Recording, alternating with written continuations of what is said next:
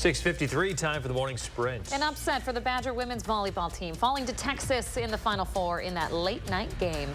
The Longhorns took the win even as Wisconsin had a rally in the second set. Texas came back to take the third and fourth, beating Wisconsin for the first time in 17 years. President Joe Biden's coming back to Wisconsin next week. It'll be his third visit to the state this year.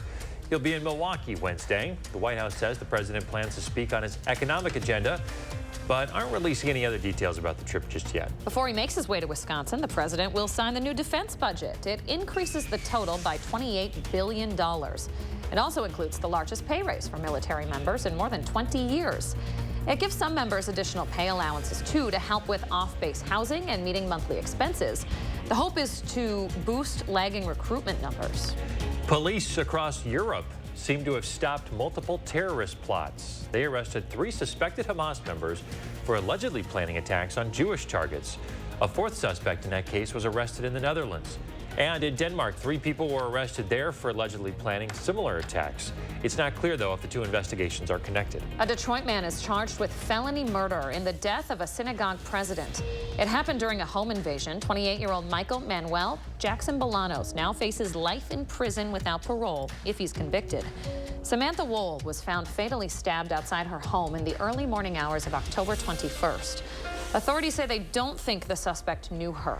An important position for the Wisconsin Supreme Court has been filled by the person who has been doing it for the last 4 months. Audrey Swarovski has been filling in as the director of the court while still being a Milwaukee County Circuit Judge. That position is causing some controversy now that she's permanently moving into the role. The controversy is over the legality of her working both jobs. The first pill to treat postpartum depression is now available, but at a pretty high price. The FDA approving Zurzuvae in August. Drug makers say it's available at specialty pharmacies. It can also be shipped directly to patients. The cost, though, is nearly $16,000 per course before insurance. Results from a study showed women who took the drug had significant improvement within days. Amazon, Target, and Walmart are no longer selling water beads. It comes after lawmakers and public health officials called for a ban. The beads can expand to 100 times their size and weight when they're exposed to liquid. Health experts say it poses a risk to kids if they eat them. A child here in Wisconsin died after swallowing one just this year.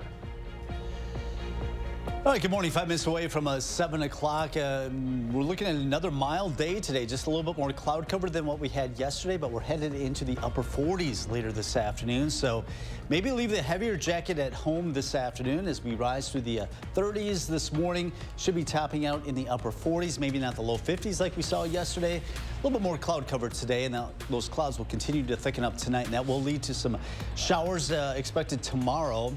Looking at the rain showers for Saturday, but honestly, it looks like Sunday will be a dry day, and most of next week looks pretty dry as well. Temperatures still above average in the upper 30s and low 40s. Next chance of rain will come in next weekend, but more dry weather. If you are looking for some snow, you're going to have to go way up north. And I'm almost talking about Canada because it looks pretty dry across much of the upper Midwest. All right, we've been warned. Kelly, thank you very much. Another news and weather update in 30 minutes.